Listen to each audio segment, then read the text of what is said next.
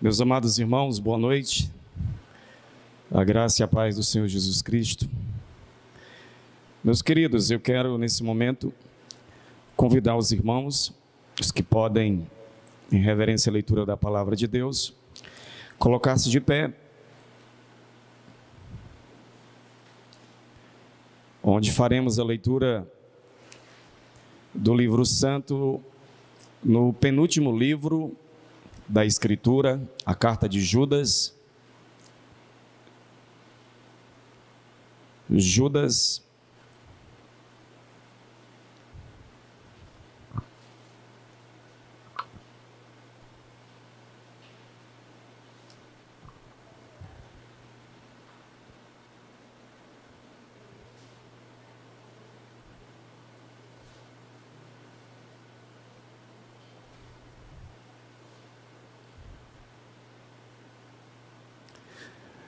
faremos a leitura do verso 1 ao verso 4. E diz assim a palavra do nosso Deus: Eu, Judas, escravo de Jesus Cristo e irmão de Tiago, escrevo esta carta aos que foram chamados por Deus, o Pai, que os ama e os guarda sob o cuidado de Jesus Cristo. Que vocês tenham cada vez mais misericórdia, paz e amor. Amados, embora planejasse escrever-lhes com todo o empenho sobre a salvação que compartilhamos, entendo agora que devo escrever a respeito de outro assunto e insistir que defendam a fé que, uma vez por todas, foi confiada ao povo santo.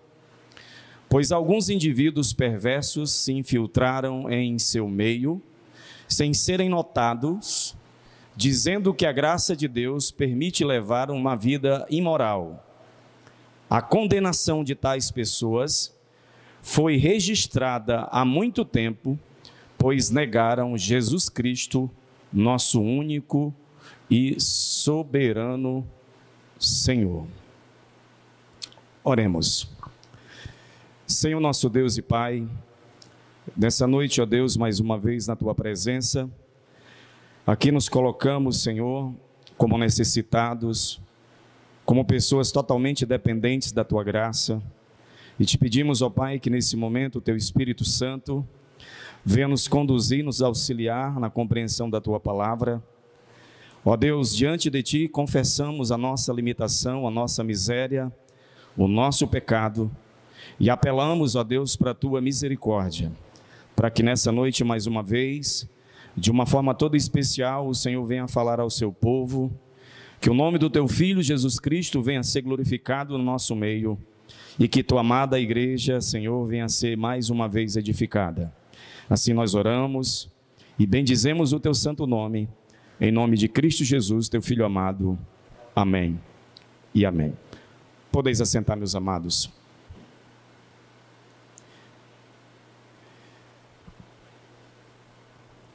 Meus queridos irmãos,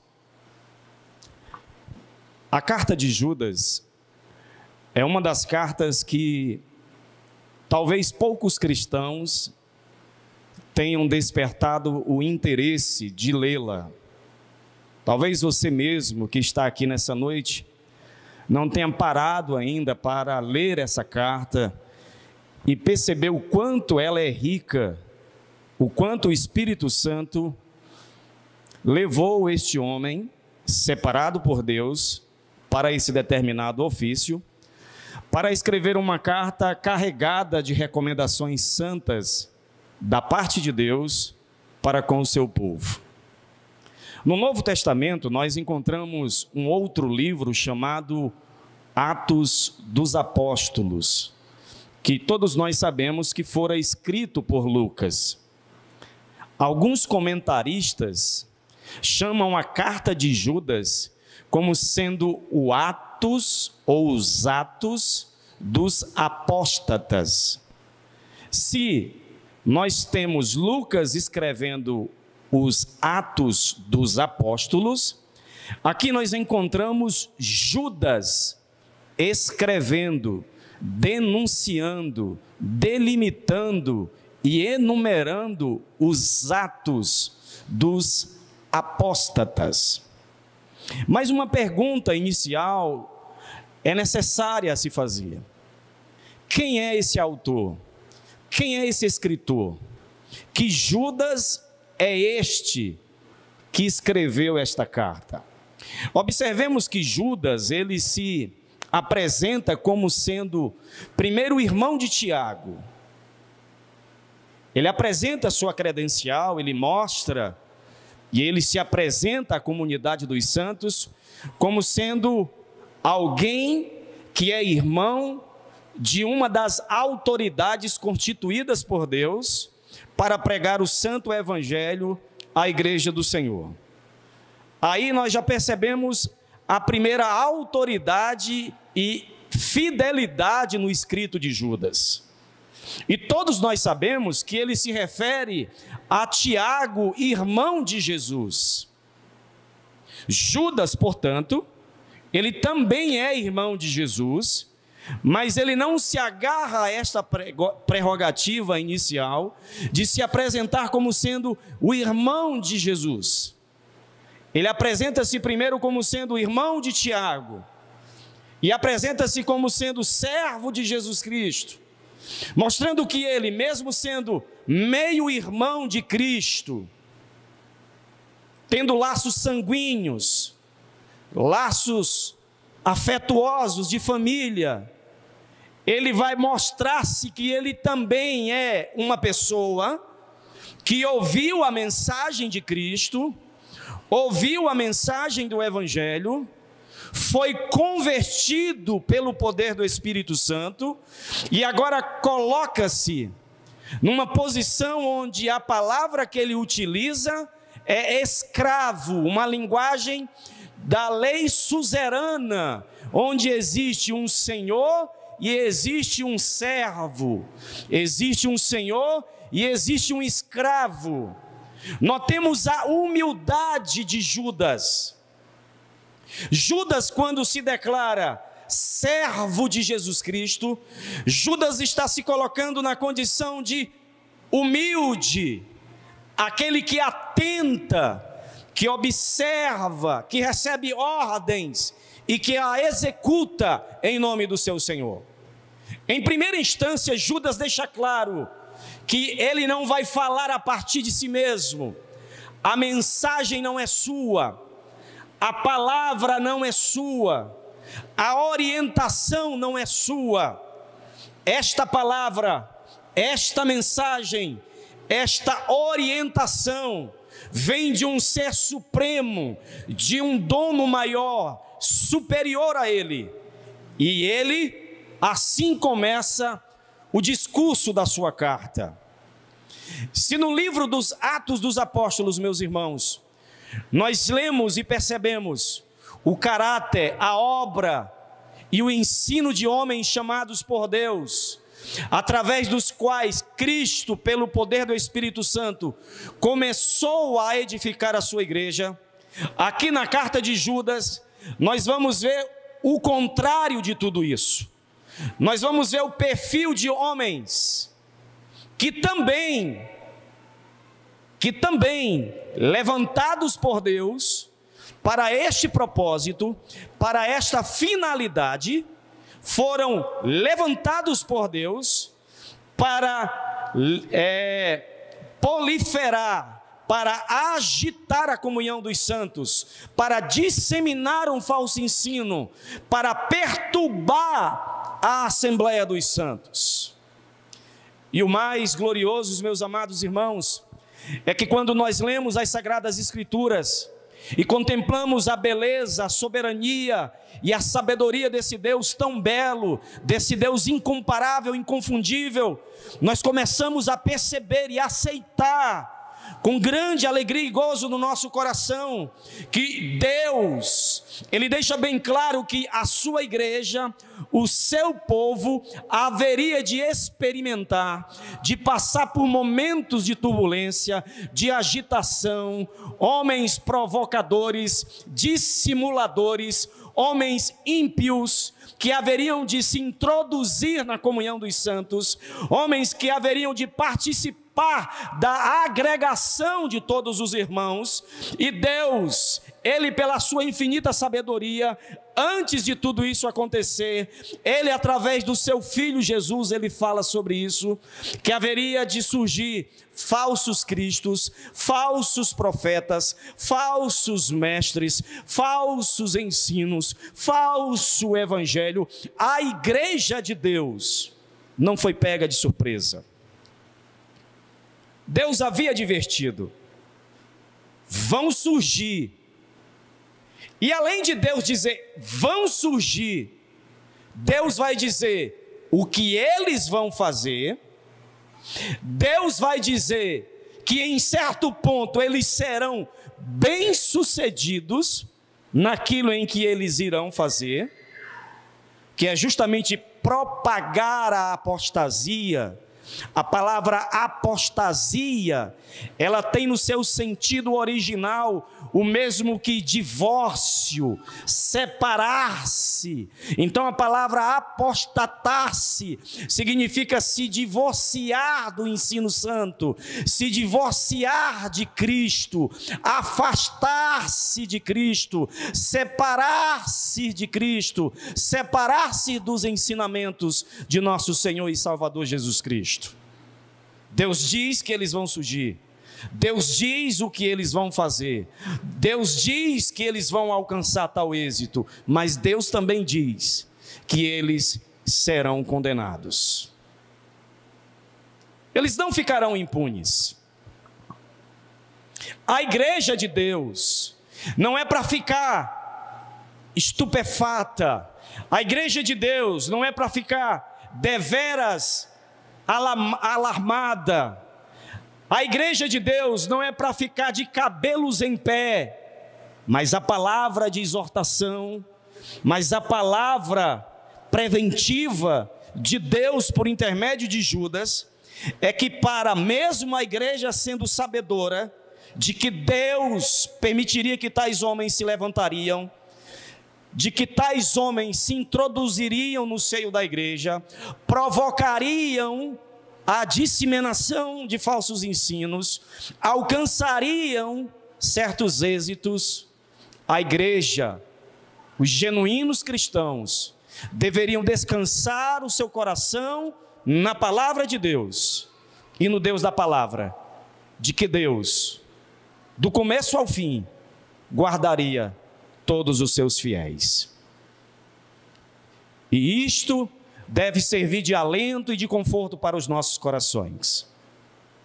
Saber que, mesmo a palavra nos advertindo, Paulo escrevendo a Timóteo no capítulo 4 da sua primeira carta, versículo 1 e 2, ele vai dizer que o Espírito afirma, não é outra pessoa que está dizendo, é o Espírito que afirma, não de uma forma obscura, mal entendida, mas claramente, que nos últimos tempos alguns se desviariam da fé, alguns se apartariam da fé, dando ouvidos a espíritos enganadores e a ensinamentos de demônios que vêm de indivíduos hipócritas e mentirosos, cuja consciência está morta. É isso que o Espírito Santo fala ainda hoje ao coração da igreja.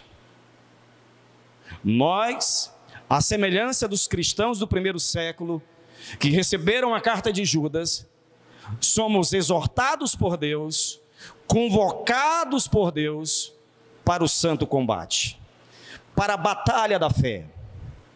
E é interessante porque a fé, a palavra fé que está sendo empregada no contexto da carta de Judas, não se limita necessariamente ao ato de crer e de confiar em Deus. A palavra fé, na qual o apóstolo Judas, o homem de Deus, está chamando e conclamando a igreja a batalhar, a combater, é para defender o conjunto das verdades santas, o conjunto da doutrina e do ensinamento de nosso Senhor e Salvador Jesus Cristo. Existem pessoas que dizem: não, a igreja, Deus não precisa de que ninguém batalhe, que ninguém defenda. Ora mais, a palavra nos exorta, a palavra nos convoca a esta realidade. Nós somos convocados, e quando eu falo nós, eu me refiro aos genuínos cristãos, aos verdadeiros regenerados, aos verdadeiros amados de Deus, aos verdadeiros eleitos de Deus, os que realmente foram comprados por alto preço.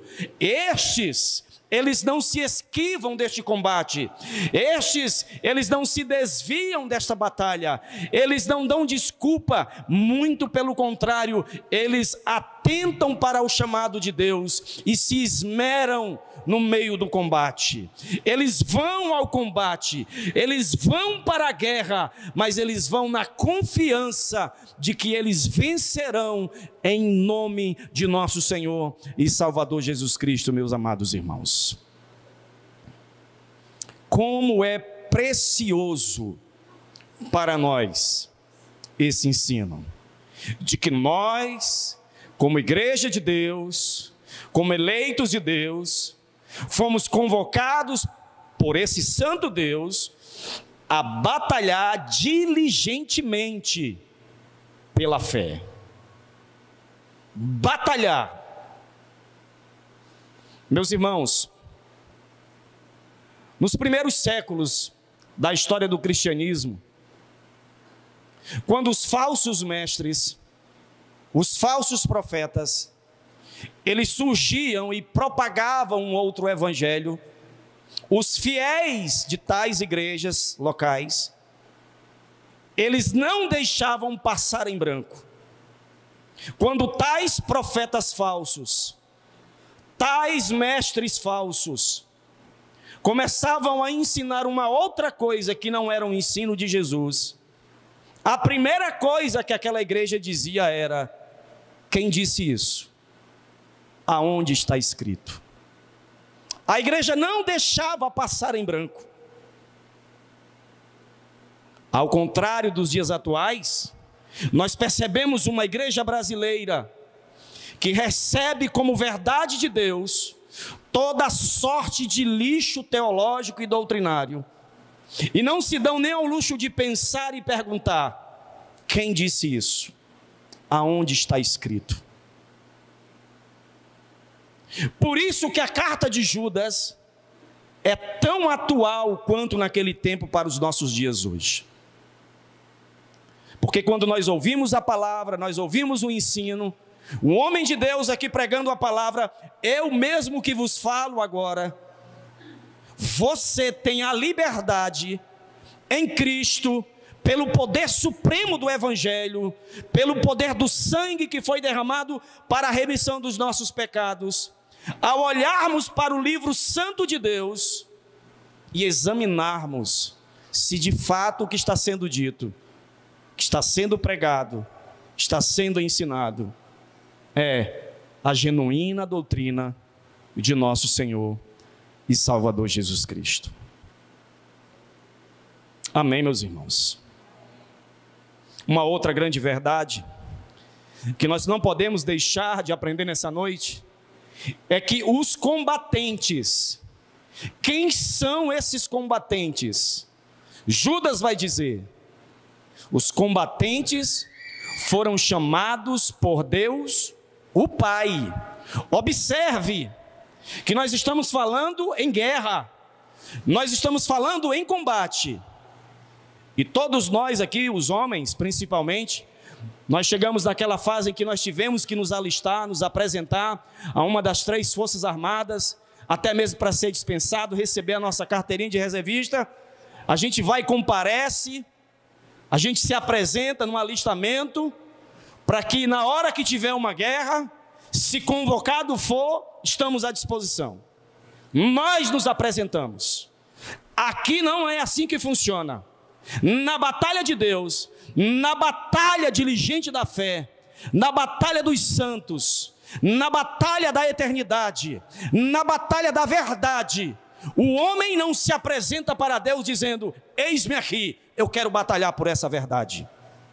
É Deus quem chama os combatentes, e não os combatentes que se apresentam como voluntários.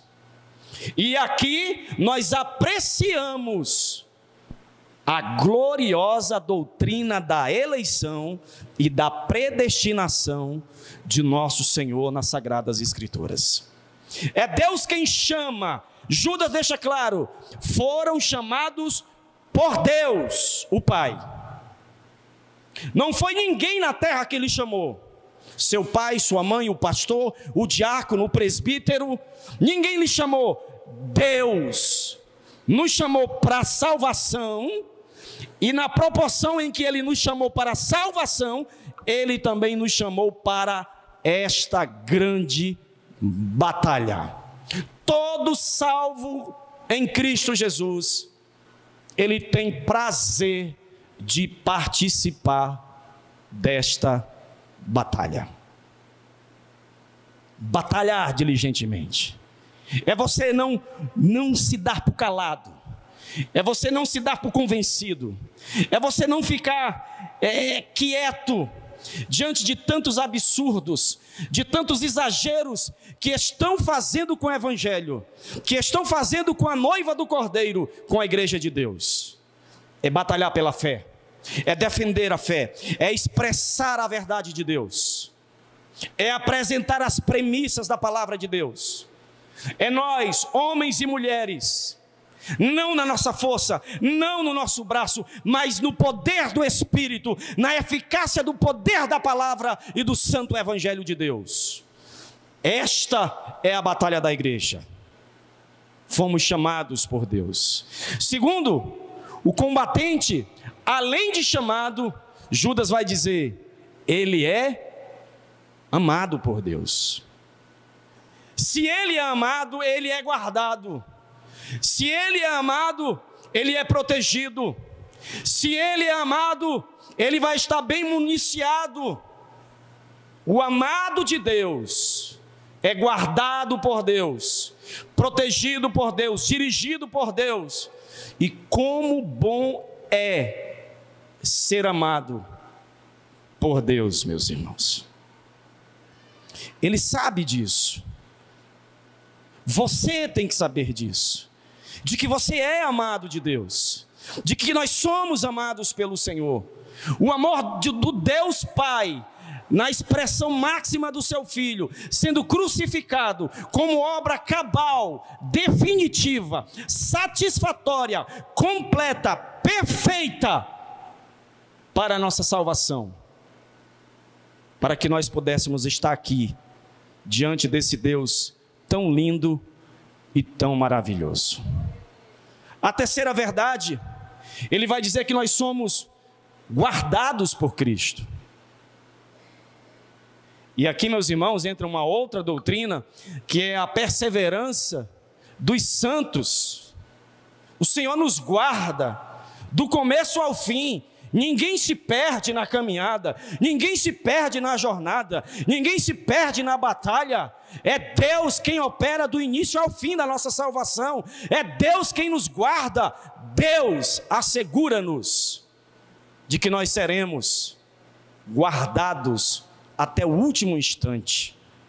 Meus irmãos, nós precisamos trazer à memória constantemente essa verdade de que nós estamos guardados até o fim. Nós passamos por momentos difíceis, nós passamos por situações adversas, às vezes desanimamos, às vezes ficamos até mesmo estressados com a vida em si, com a igreja, com os irmãos, mas Deus tem nos guardado.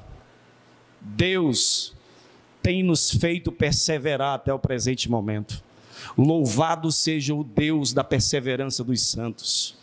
Graças nós damos ao Senhor, porque o Senhor tem nos feito prevalecer e perseverar até o presente momento. Meus irmãos, nós não podemos dar margem para esses homens ímpios que se introduziram e que estão ainda se introduzindo no seio comunitário da Igreja de Deus. Homens exercendo autoridade, domínio de ensino, pessoas que não se converteram, pervertidos, homens imorais, é o que a Bíblia chama, homens devassos, que estão banalizando o Evangelho de Cristo. Por isso, meus irmãos, que muitas das vezes tem pessoas que me chamam de radical, me chamam de intolerante. A igreja tem que ser radical, a igreja tem que ser intolerante. Nós não temos que chamar essas pessoas de irmãos, de pastores, esses amontoados de gente de igreja. Não. São apóstatas, estão brincando com o Evangelho, estão brincando com o nome de Deus, estão brincando com o culto santo ao Senhor. O que é que Judas está dizendo? Eles estão condenados antes da fundação do mundo, ou desde a fundação do mundo. O deles está guardado, assim como a herança gloriosa de Cristo está guardado para nós. Nós devemos orar uns pelos outros, devemos orar pela liderança da igreja, devemos orar pelas nossas casas, pelas nossas famílias, pelas nossas vidas espirituais, para que de nenhuma forma, meus amados irmãos, nós venhamos a ser afetados por algum tipo de apostasia, por algum tipo de engano, algum tipo de vento de doutrina, alguma coisa que venha perturbar a nossa mente, alguma coisa que venha transformar a nossa vida com Deus em um tédio. Você sabia que tem muito cristão entediado com Deus? A vida está um tédio, o culto está um tédio, o culto está monótono. Não, é o seu pecado que está provocando esse tédio. Não existe tédio diante de Deus. O salmista faz a dizer: alegrei-me quando me disseram. Ele ainda nem chegou, mas ele já se alegra só com o convite de ir à casa, à presença de Deus. Como pode haver tédio diante de um Deus tão santo, puro, majestoso, soberano, lindo? Se Ele habita em nós, o Espírito Santo habita em nós. Aí eu estou com tédio. Está monótona. Ó Espírito Santo triste, monótono. Não, meus queridos. Espírito Santo dá vivacidade, Espírito Santo dá sentido, razão para viver, exaltar a Cristo, exaltar ao Pai, exaltar as coisas eternas. Sabe por que está um tédio a sua vida? É o peso, é o fardo do seu pecado. Por isso, o chamado de Deus nessa noite é que nós venhamos a largar todo o fardo de pecado, para que o tédio vá embora das nossas vidas e a alegria da salvação volte a inflamar os nossos corações, como diz o salmista Davi no Salmo de número 51. Por isso, meus irmãos, termina essa palavra nessa noite, conclamando à igreja de Cristo, aos santos, aos amados, aos chamados, aos guardados por Deus, a batalharmos contra os apóstatas, a batalharmos contra os falsos ensinos, é dizer não, é voltar ao tempo da reforma, é voltarmos a sermos chamados de protestantes. Eu protesto contra essa heresia, eu protesto contra este engano, em nome de Jesus. Amém e amém.